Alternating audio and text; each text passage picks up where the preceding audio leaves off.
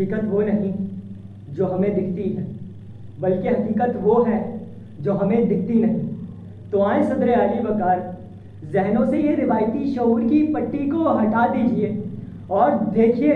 کہ ہم تو اپنے آبا کے وہ تخیلات کے قفس میں قید بچے کچے نقوش ہیں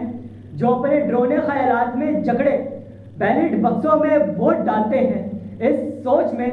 کہ یہ ووٹ انہیں ایک وقت کا رزق ہی دے دے گا اور چند روز اور فاقوں سے بچے زندہ مردے بنے کسی مہدی و عیسیٰ کا انتظار کریں گے کہ وہ آئیں اور ان زمینی خداؤں سے بچا لے جائیں۔ اور کوئی آیا بھی، مگر افسوس وہ نہیں کہ جن کا انہیں انتظار تھا، بلکہ وہ طاقت کے نشے میں دھت ایار کہ جنہیں انہوں نے اپنے ہاتھوں سے 5 سال کے لیے منتخب کیا تھا، اور پھر ظلم و بربریت کی ایسی چکی چلی جس میں پستے دہائیاں گزر گئیں، مزید انتظار ہوا، مزید کوڑے، انتہائی ظلم ہو گئی تو انتہائی صبر کے بس اب ان بچے کچے نقوش سے مزید امید نہ لگائی جائے کہ یہ لوگ تخیلات کے قفس میں جکڑے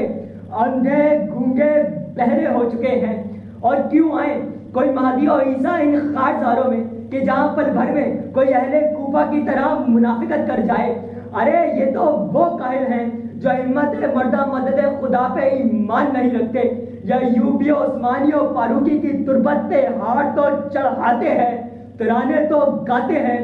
مگر ان کی طرح میدان عمل تسخیر نہیں کرتے۔ ارے یہ غلام خود کو اپنے تصورات میں آزاد کہتے ہیں، یا اللہ یہ غلام خود کو اپنے تصورات میں آزاد کہتے ہیں۔ صدر عالی وقار، زندگی چمکتا ہوا ہیرا نہیں کوئلہ ہوا کرتی ہے، اور جب ظلم حد سے گزر جائے تو اس میں سے ایسی آگ بھڑکتی ہے جو پورے تخیلات کے قفس کو اپنی لپیٹ میں لے کے سرما بناتی ہے،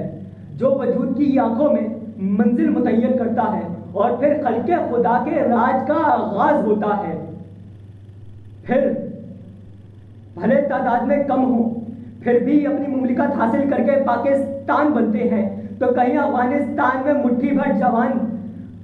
عالمی دہشت گرد کے منہ پہ گرد تقسیم کرتے ہیں، تو مجھے یقین ہے کہ ایک بار پھر